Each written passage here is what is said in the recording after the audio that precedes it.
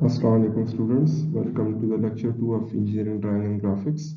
In today's lecture, what we are going to do, we are going to discuss different line types that are used in engineering drawing. So let's have a look at this figure. As you can see, there are different line types because using different lines gives us the freedom to actually identify different features of a part and actually add information to our drawing. You can see these different line types, the dimension lines, the extension lines, the center lines, etc.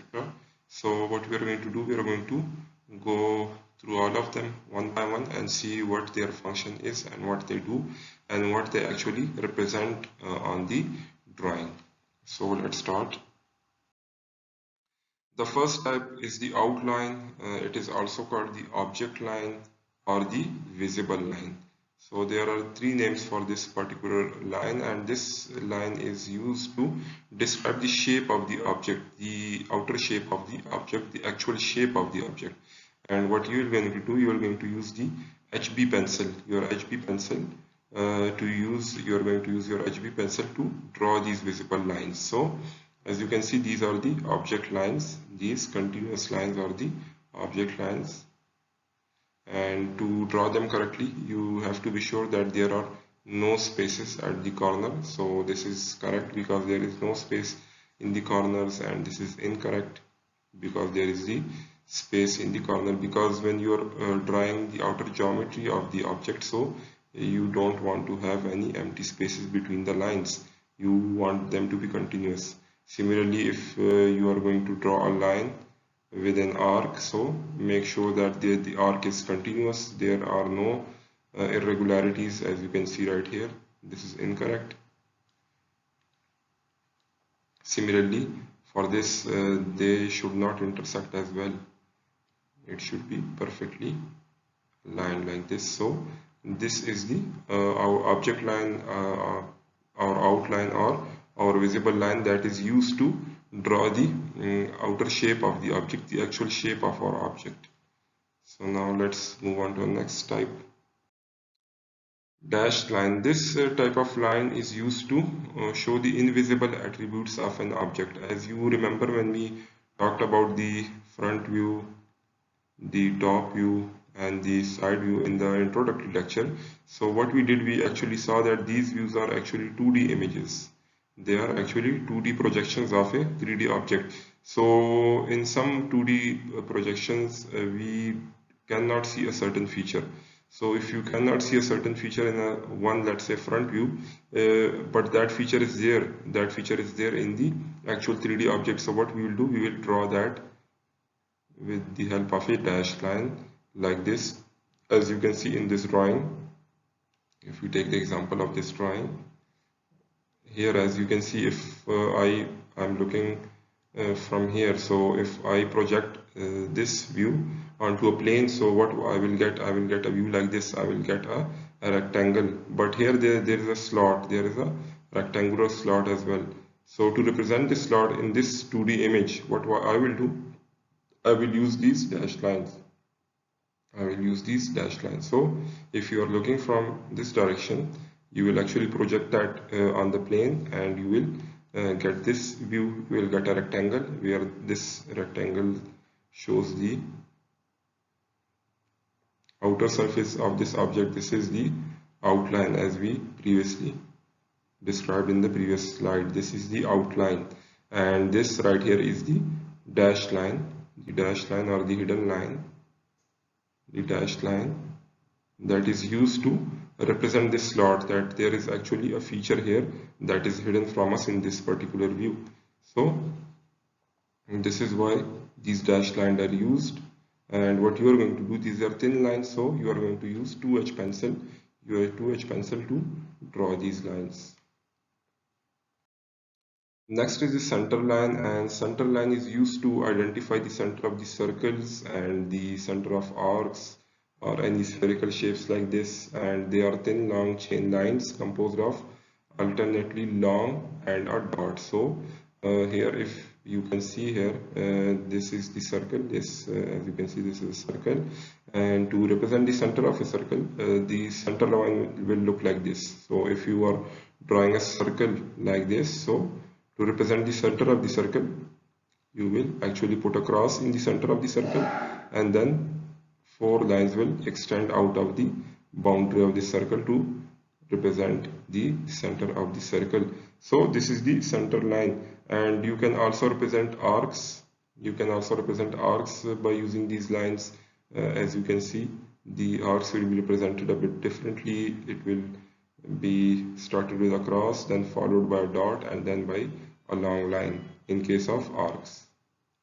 In case of arcs, first we will draw this cross, then these dots, and then these lines. So this is the function of the center line to represent the center of different objects that are circular, or different features that are circular, that are in the shape of an arc or something. And let's say if I want to, I have a cylinder like this. I have a cylinder like this. So the cross section of the cylinder is circular, but if I project this cylinder as such, I will have a projection like this. I will have a projection like this. This cylinder will look like a rectangle.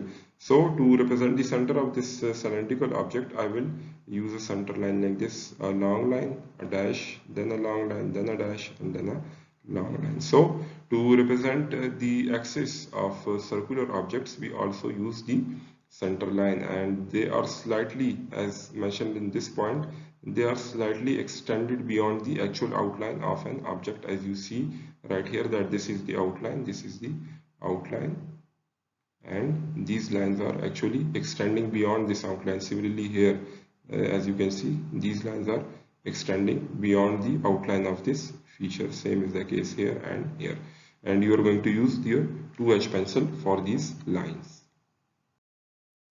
So just to review what we did, we used the object lines, we saw the center lines, we saw the hidden lines. So you remember this figure from your lecture 1, and you can say that this is the front view, this is the front view, and this is the top view. So as I said, when we actually draw the views of a certain 3D object, so these views will come out to be two-dimensional. They will be two-dimensional. So what we will do, we will use different type of lines to represent different type of features. So now you can see that here in the front view, there are an object line. This is an object line. This is an object line or visible line. This is the object line. Here you can see the hidden lines right here, the dotted hidden lines. These are the hidden lines, and what these hidden lines represent, these hidden lines actually are representing these two holes. These are actually, there is actually a hole in this part. So to represent this hole, to represent the thickness of this hole, or the diameter of this hole, sorry, so we will use a hidden line. And similarly, to represent this axis of this hole, that what will be the center of this hole, we will use a center line. This is the center line. So you can see the usage of all the three lines that we just studied in one single view. And similarly, to look at this top view, you can see that we are actually to look from it in this direction. This will be the top view. If you look to this 3D figure from the top, it will look like its projection will look like this. So here you can see again the center line, and it is as we said, extending beyond the object line. This is the object line, and this center line is extending beyond the object line. Then here is this center line, and what the center line is representing, the center line is representing the center of this circular feature that is here. So there is a hole, and actually this hole will have a certain axis. To represent this axis, or to represent the center of this hole, we use a center line. And similarly, to represent the diameter of this hole, that how much will be the diameter of this hole, we cannot actually visibly see the diameter of this hole from the top view, so we will represent that with the hidden lines. So now you can actually see the usage of the center line, the hidden line, and the object line in these views. Then there are dimension lines, and as they can you can clearly actually see their usage, and they are used to dimension the our drawings and our different views. So there are arrows on both the sides of the dimension lines. That's its identity. And we also use extension lines to actually represent that from where to where this dimension line is. And here, as you can see in this figure, this is the dimension line. This right here is the dimension line, and to limit this dimension line we put two extension lines to actually represent that from where this dimension line starts and ends. So these are the dimension lines that are actually used on the feature to put dimensions, linear dimensions or angular dimensions. We will see in some examples. Then again, as I mentioned, these are the extension lines that are used to in dimensioning to show the size of an object. They are placed slightly away from the object. As you can see, they are placed slightly away from the object. Let's say that this is your object. So you are actually now interested in dimensioning this part of this object. So what we will do, we will put the dimension lines slightly away from this object. Means that they should not touch the object like this. It is wrong. So what we will do, we will place them slightly away from this object line, and the gap should be 1 mm. The gap should be 1 millimeter, and then we will put the dimension line to dimension this edge of this figure. So let's say that the dimension is 5 millimeters, so we will put 5 here to represent the dimension of this edge. So extension lines and dimension lines are used to dimension different features of the object. Then there is leader line. Leader line is also used to dimension different circles, as you can see, and these are leader lines and with an arrow. They end with an arrow or they end with a dot, and leader lines are used to actually, as you can see, they are also used to represent the diameter of a circle, or they can be used to actually place nodes on a feature. So they have a dual function. They are also used for dimensioning and for adding extra information to your drawing.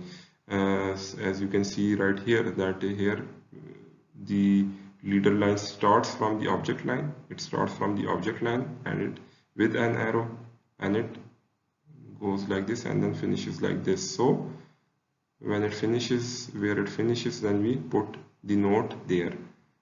We put the note where the leader line finishes. So similarly, as you can see that here a dimensioning is done, here notes are added.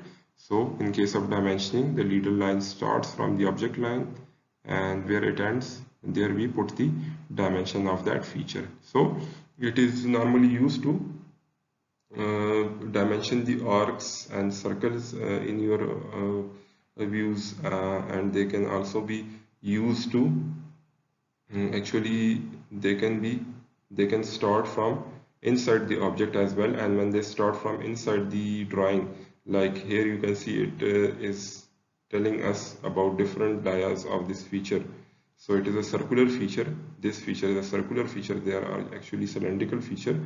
These three features are cylindrical and they have different diameters. So when the leader line starts from within the feature, as you can see, it does not touch the object line, but it is crossing the object line here and it is finishing here. So when it is finishing inside the feature, so then we use the dot, but when it is finishing with an arrow, then it means that it will start from the object line. It will start by touching the object line and then will move like that. So this is the usage of leader line that are used to dimension arcs, circles, and actually put notes on your drawing.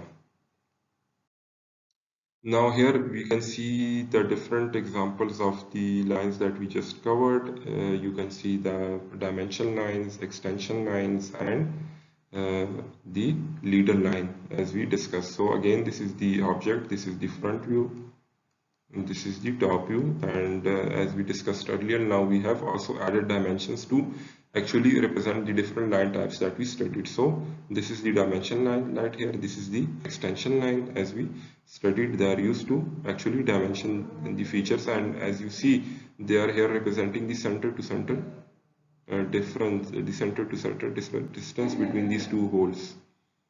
So this is the usage of dimension line and extension line. And then again, what we just studied, we also studied the leader line. So you can see that the leader line is used to actually give us the sizing of these three circles, these three holes that are in this feature. So here, by 3 into diameter 5 means that there are 3 holes of 5 diameter, and it is also giving us the radius of our arc. So as we mentioned, that leader lines are used to give us the diameter and radiuses of our different features, normally circles and arcs respectively. And the other, you can see this is also a dimension line, this is also a dimension line, similarly this is an extension line, similarly this is also a dimension line, extension line, and here these are two leader lines. So these leader line, dimension line and extension line, as you can see, are used to actually put dimensions on our object, and on top of that, leader lines are also used to add nodes to your drawing. Then comes the projection line, and as by the name you can see, projection lines, when we draw different views of our 3D object, then there are certain features that are common between some views. So to transfer the sizing of the views from one view to the other view, like you can see that this is the front view of this object, this is the side view, this is the top view. So to, as you can see, there is a circle, there is a hole in this object. So to, in the front view, as if this is my front view, this is my side view, and this is my top view. So from the front, this object will look like this, this object will look like this, it will look like this, but I will have to represent this hole as well. So this hole will be represented with the help of a hidden line, and I will also put the center line here to actually identify the center of this hole and the axis of this hole. So here this is my front view, but from the top view I will see this object like this. This object will be visible like this. This object will be visible like this. So these views must align, these views should be aligned. So to actually take the sizing of the circle, I can use this hidden line. I can use projection lines to actually transfer the diameter of this circle from the front view to the top view right here. So now with the help of this marking, I can actually identify the diameter of my circle. Similarly, I can actually position this feature on my top view by actually projection a line right here to actually give the idea of the width of this feature and other information like this. So projection lines are used to actually transfer the sizing of one feature from one view to the other. You will be actually using these lines when you draw projections of different, you draw 2D projections of different 3D objects on your drawing sheet. So then you will use these projection lines to transfer different sizes of your feature from one view to the other. And what you are going to do, you will use 4H pencil for these projection lines. Then there are hatch lines, and hatch lines are used when we cut a certain object, and they will be explained further when we actually go to sectioning of our parts, but they are actually used to represent the cut planes. There are certain objects where the internal features are too much, so there are many internal geometries. So to see their sizing and shape exactly, we have to cut them, and to cut them, the plane that is being cut the plane where the object is cut, that plane is represented by these hatched lines. Hatched lines like these, they are uniformly spaced and they are drawn at an angle of 45 degree, and we use 2H pencils. We will use 2H pencils to draw these lines. Then there is a cutting plane line. Cutting plane line is used to actually represent that where we are cutting our object. So if this is a top view of a certain object and I want to cut it like this to represent the internal features of these two holes and the arc right here. So I will put my cutting line here, and a cutting line, as you can see, cutting line is represented by arrow on both sides and then by big dashes. So this is what represents the cutting line. They are used to show an area of an object where imaginary cutting took place. We will be discussing the cutting plane lines and the hash lines a bit in detail when we go to our sectioning views. So then you will have a better idea of how these lines are used, and I will also show you the figure at the end where I will explain them a bit further. So just to remind you that we will use HB lines whenever you draw cutting plane lines. Then there are phantom lines. Certain objects are movable, and to represent their relative motion, that how they move, that how will they move. Let's say this is a handle, this solid line is a handle, but this handle can move in this direction. So to just show the direction of its movement, we also draw a shadow of this feature.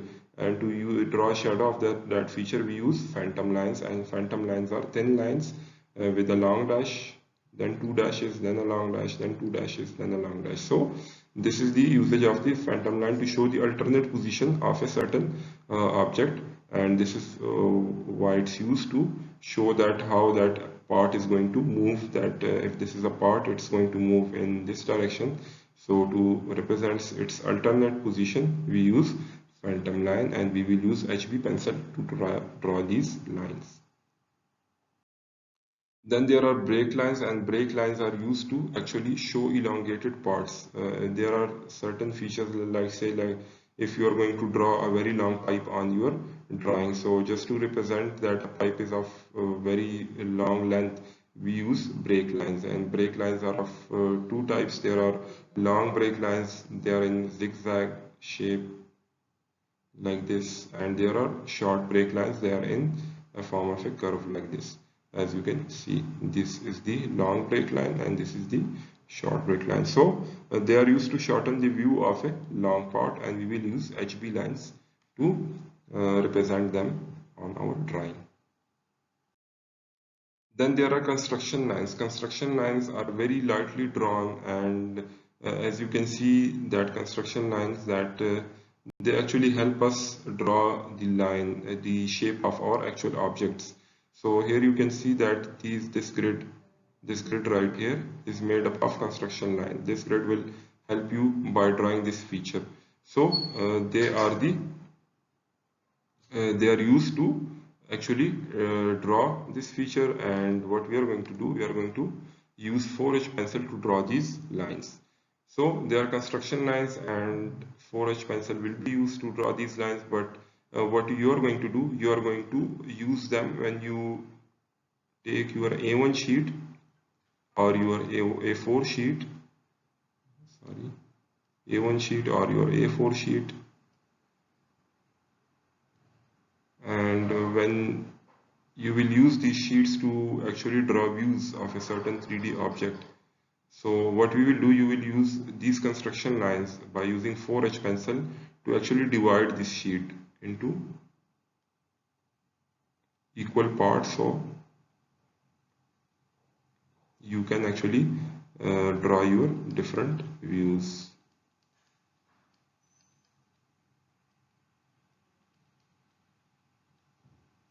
Top view, side view. So these lines that will be used to divide the sheet will be drawn with the help of construction line, and you will use 4H pencil to draw these lines.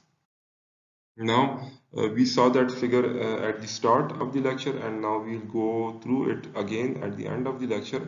And here you can see that now you can have some idea how these different lines are used in this drawing. Here to start from the dimension line, right here it is used. This is the dimension line, and there is a certain dimension in between these lines. Here it is the extension line. Here it is the center line that actually shows the motion of this certain feature. Certain lines, center lines are also used here and here. As you can see, there is this phantom line that shows the alternate position of this feature. Then there is the cutting plane line. The cutting plane line actually represents the plane, the imaginary plane that we are going to place, and then we will use it to show the section view of this plane. We actually put the cutting plane line here, and then we drew the section view out of the drawing right here. So this is the cutting plane line. Then there is a chain line right here that we didn't discuss, but it is also used to represent the that there will be a certain sort of another mechanism that will fit here. So that's why we use the chain line right here. Then then there is the visible line. The visible line that we talked about initially, that it is used to represent the outline. Then there are the leader lines right here. The leader line. This is the leader line. This is the leader line, and this leader line actually represents a dimension. That is the diameter of this circle is 1.5, and you can also add note that it is 0.5 mm. Then there is the short break line. These are the short break line. These are the section lines, as I said, that they are used where the part is cut, and the cut part is representing by these section lines. Then there are these hidden lines. The hidden lines are used to show a hidden feature. So these are the different type of lines that we just discussed, and these different types of lines actually help us identify representing different features of a certain object and representing them in different two-dimensional views. Then comes our part of our geometric construction, and in geometric construction we will actually see how we can use dots, lines, planes and solids to actually combine them into different shapes. So let's move on. So geometry basically is a branch of mathematics, that is, geometry is a branch of mathematics concerned with the relation of points, lines, surfaces and solids. So geometry is actually, with the help of geometry we can combine these different features like points, lines, surfaces and solids to give birth to different shapes. So construction in geometry means to draw shapes accurately with the help of drawing tools that way you will be using in your drawing lab. Shape is defined by combining points, lines and planes. And engineering geometry is about the use of these shapes in a design. As we already mentioned, we use these different type of shapes to actually design our objects. So these are our geometric elements, our basic geometric elements, and the first one is point, the second one is line, and the third one is plane, and the fourth one is solid. So if we use point, then we can use 2 points to actually draw a line, and if we use 2 lines, we can actually use them to draw a plane, and if we actually use 2 planes, we can actually use them to draw a solid. So basically these are the alphabets. If you can see, we described that graphics is a visual communication language. So this visual communication language is basically, these are the alphabets of that visual communication language, because they actually, these points, lines and planes and solids are used again and again to give birth to different shapes according to our design. So they actually help us in drawing different shapes. So first we're going to see points, that how we can use points. Points are used to locate a position in space like this. If right here you can actually take a point, 2 points, 1 and 2, and they actually can represent a position in space. So point is used to represent a position in space. It can be represented to represent the center of a circle, the start and end of a finite line. As you can see, it can be used to start and end a line, and intersection of two lines. As you can see right here, it can be used to represent intersection of two lines, and it can be also used to represent a tangent point. A tangent point is a point where a line is touching an arc like this, or an arc is touching an arc at a point. So the point where these two entities touch each other is called a tangent point, and a point is actually can be used to represent these tangent points too. Then comes the line. Lines are used, it can be straight, it can be curved, it can be straight, it can be curved. As you can see, they can be curved, they can be straight, just like that, as you can see in the figures. And a straight line is formed when we move a point in uniform direction. If I take a point and I move it in the same direction, so we will get a straight lines. And two lines can have different relations with each other. It means a line can be parallel, just like this. They can be parallel, they can be, sorry, this is not parallel, this is parallel. They are non-parallel, they can be non-parallel, they can be perpendicular to each other, they can be at an angle to each other. They can actually form tangents with an arc or a circle, and they can be intersecting each other. So that's how we can use lines to orient them in different positions. Then comes the plane. A plane is a two-dimensional surface. Actually, it is a two-dimensional surface. It is formed by straight lines. We can use straight lines to form a plane. As you can see, there are different type of planes can be formed by different methods by using 3 points. If we use 3 points, one right here, one point right here, one here, and one here. So 3 points are used to draw a plane. Two parallel lines can be used to draw a plane, just like this. Two parallel lines can be used to draw a plane. A line and a point can be used to draw a plane, and two intersecting lines are also used to actually draw a plane. So these are the planes, and a plane is always in two dimension. Then there are surfaces, and surfaces is a part of a plane. What does that mean? Because it is a three dimension. If you take a table, for example, your table is three dimension, but it has a surface. So we can say that it is a part of a plane, but it is a three-dimensional plane, and you can also say that three-dimensional planes are called surfaces. So a surface represents a path of a moving line. So if we move a line in a certain direction, then it will generate a surface. Say that this is a line, this is a line, and if we move this line in this circular path, and it starts and finishes where it started, so it will give birth to a surface. So it is a single curved surface, and if you take the surface of your table, so it is also a planar surface. So but it is in three dimension. So a planes are in two dimension, and surfaces are three dimension. It can be formed by extruding straight lines and curved lines. Then there are solids, and solids sorry, this is the polygon, and polygon is a different type of plane. As you can say, it is a multi-sided plane. As we can say, it is a multi-sided plane of any sides. So if the sides are equal in length, they are regular polygons. So if say this is a triangle, there is a square, the pentagon, hexagon, heptagon, octagon, nonagon, decagon, and so on and so forth. So by the number of sides, we can actually form different planes, and they are called polygons.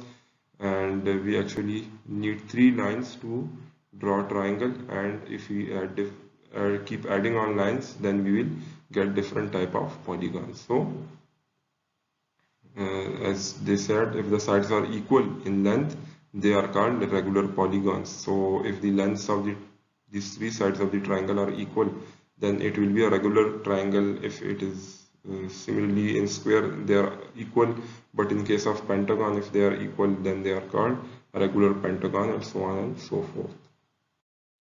Then we discuss the solids. So regular solids, they have regular faces they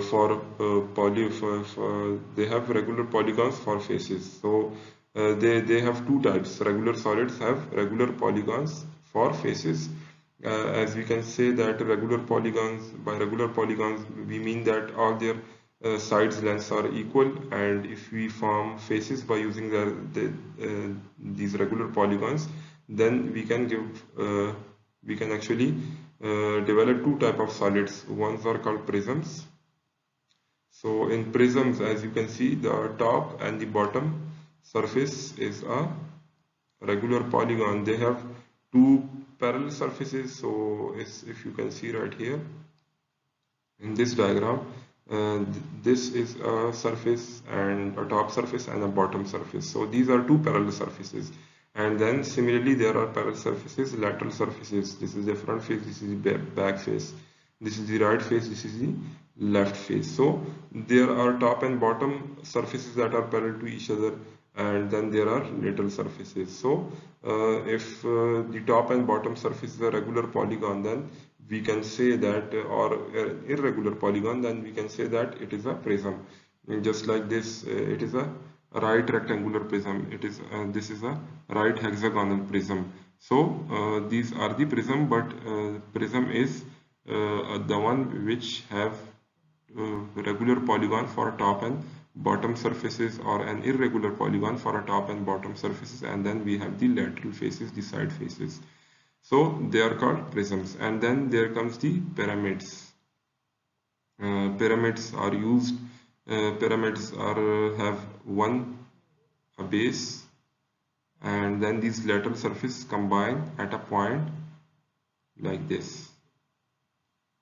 So they do not have a top surface, but they have a regular polygon or an irregular polygon for a base, and then the lateral surfaces actually combine at a point. So as mentioned here in this definition, they have a polygon as a base and a lateral faces having a common intersection point called vertex. So pyramids will also have a vertex, that is the common intersection points of the lateral surfaces. So here this is a pyramid, this is a pyramid, this right here is a prism, and this right here is again a pyramid, because the lateral surfaces combine to form one intersection point.